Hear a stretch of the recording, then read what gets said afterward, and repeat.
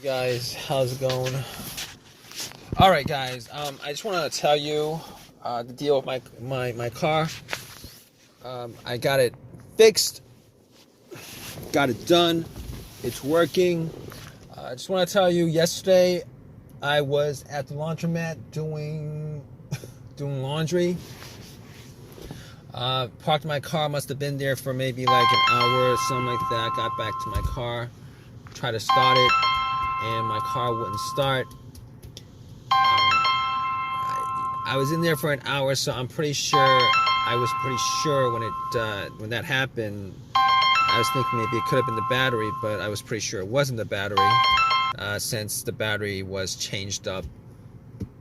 It was changed up a couple years ago, 2 years ago, and they should last at least 4 to 5 years. Anyway, regardless, I turned my lights on and I went out, checked out my headlights, see if they were bright or dim, and the headlights were pretty bright.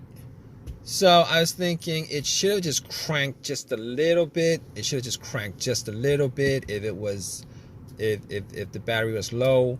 But since the headlights were that bright, I was thinking maybe it's not the battery. It's probably not the battery. But regardless, I had this issue happen a couple of times during the last 2 months, and every time that it happened, I was able to get the car started. It might have, last time I think I tried to start at least 7 times. Every time it click, click, click, and then on the 7th try, I was able to get it started. But here's the thing about it. I pretty much nudged the terminal on the battery a little bit when I got it to start. I think that was the reason why it started. I'm not 100% sure.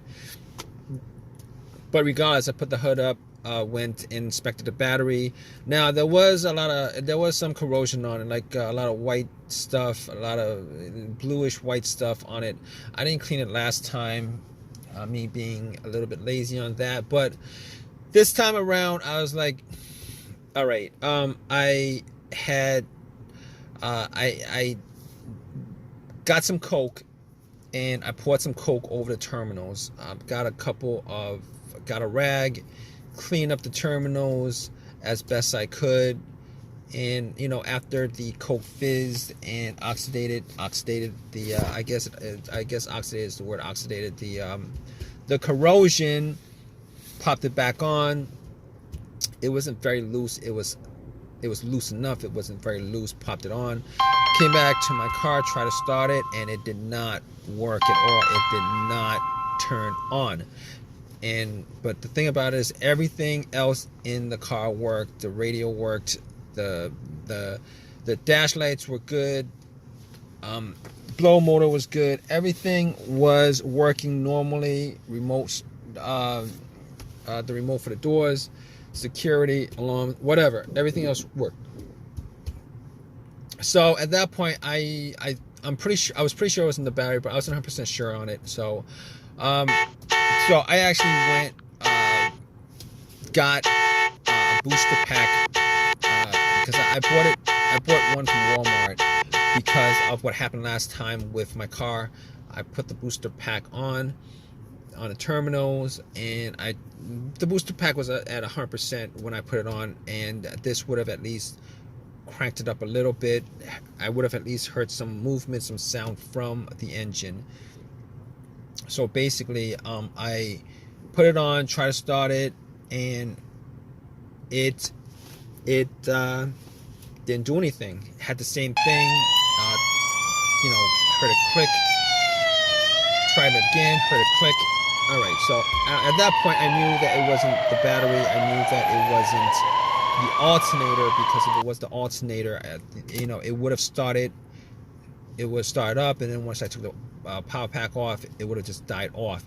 So at that point, I knew it wasn't the battery, it wasn't the alternator. So I was checking the negative cable on the battery, the ground wire that connects to the frame of the car, just to make sure that it was connected, secured, and tight, which it was.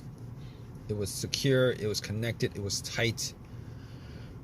And basically, um, it was secure, it was connected, it was tight, and I don't think it was the ground wires that was the issue. So at that point, I was thinking, okay, I was troubleshooting the whole entire thing. It wasn't any of those things. I was hoping it was at least one of those things, so that it would have been an easy fix. Now, so basically, there's still a couple of things that I thought might have caused it. I did have an OBD2 scanner with me that I bought from Walmart because of, the last couple of times that it happened. Here's the thing about OBD2 when it comes to no start issues. Those $19 OBD2 will not give you. There's no code that will generate for a no start issue. With that kind of situation. Popped it in just to make sure that there was connection to that the car's computer, PCM, ECM was working and connected to the car itself, and it scanned it, came up with no codes, so I was satisfied that it wasn't the car's computer that was causing this no start issue. And after that, I pretty much thought, okay, not the car's computer, could eliminate that. I was thinking, okay, what else could it be? It could be a fuse or a relay. So basically with the relay, I was like,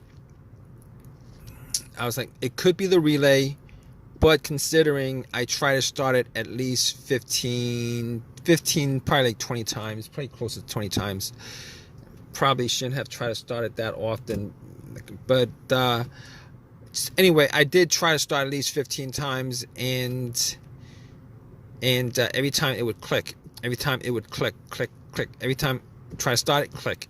Try to start it, click. Try to start it. I heard like a faint click. Now, basically, that click is the relay. The relay is normally what happens is that when there's a charge that goes through the relay, it causes. I believe there's like 2 voltage plate on the relay to connect to each other. It's kind of a magnetism thing, connects to each other, and that's the click. So basically, I could rule out the starter relay because that was the clicking sound was the relay going off. It's just that the engine wasn't cranking at all. So I could rule the relay out at that point. And after that, I was thinking it could be a fuse. It could be a fuse that's the problem. And I was thinking to myself, okay, I've had 2 instances where I've had a fuse, fuses that were blown, which caused a no start.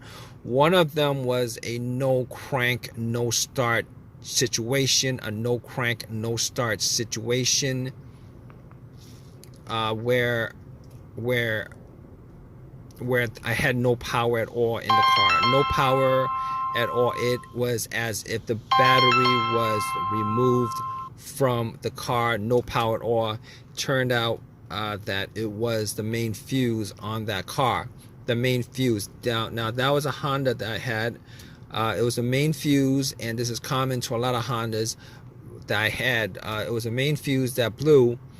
And the reason why I knew it was the main fuse is because I had 2 screwdrivers, and I crossed up the middle portions of the rod and the screwdrivers, and it started up. So it was not. Obviously, the situation is not the same situation because I am getting power to everything. I'm getting power to everything, but it just wouldn't crank up. So I could cross that off the list. The next situation I had was with, I believe it was probably a fuse to the PCM or the fuse to the fuel pump that blew. I believe that was that situation, and essentially what happened was, it was the car that I had it would crank, but it wouldn't start.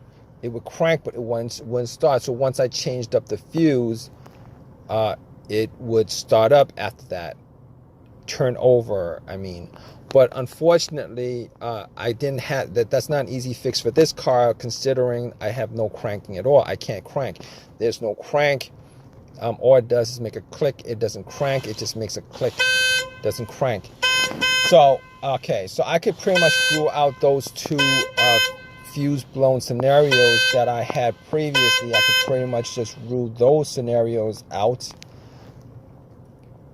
and rule those. I could just rule those scenarios out. So what I have left, pretty much outside of the key fob, I'd consider it was maybe a key fob issue, but to be honest, I actually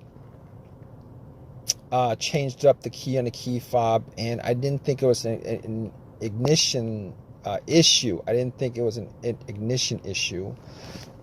So I was thinking to myself, okay, it's probably the starter at that point. It was probably the starter at that point, considering it has all the symptoms of a starter going out. But here's the thing about that. I had the starter changed up like a year and a half ago, and I've only put up maybe like about 15,000 miles on the car. Probably around like 15,000 miles on the car. And basically, I was thinking to myself, what are the chances that it was the starter that's the problem? But regardless of that, there was no way I could test that out offhand. So I had to call AAA, had them tow the car, and tow the car home. Spent 2 hours waiting for AAA to tow my car home. And when I got back, I actually checked out everything, went through everything twice. 3 times, went through everything, checked out the fuse, all the fuses with a fuse tester, none of the fuses were blown. As far as the relay was concerned, I actually used a bump test with a pin to the 2 sockets on the relay. Took out the relay, pretty much used a pin, and then connected just to see if the starter would bump or crank or anything like that. And it didn't bump, it didn't crank, none of that stuff. So at that point, I was pretty sure that it was probably the relay. No, I was sure that it was probably the starter that was the problem. So basically what I did was I ended up taking everything apart. I ended up getting to the starter, and after I got to the starter, I actually connected a wire from the positive of the battery terminal straight to the solenoid, one of the terminals on the solenoid, and just to see whether I could bump it. I could not bump it. It did not start at all.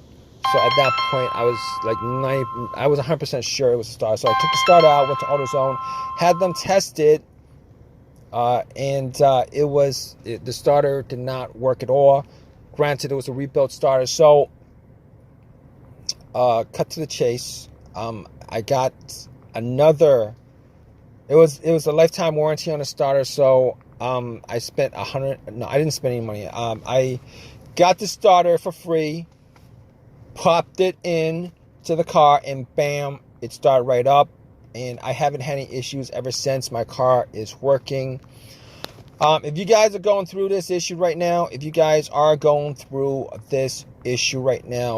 want to let you guys know, if you guys go through the whole troubleshooting steps that I've pretty much went through with the issue that I had with my car, there's probably a 90% chance that you guys will be able to figure out what's causing your issue as far as your car issue of your car not starting. Now, here's the thing about it. I didn't, obviously, as far as the ignition is concerned, the key fob key was the most I ever did. But it actually, it was pretty much a good analysis, diagnosis of a no start issue. Try it out, guys. Hope this has helped you guys out. You guys have any comments at all on this, please leave a comment in the comment section. Please subscribe. Please give me a thumbs up. please leave a comment. I just said that. But anyway, regardless, hope this has helped you guys out. Take care.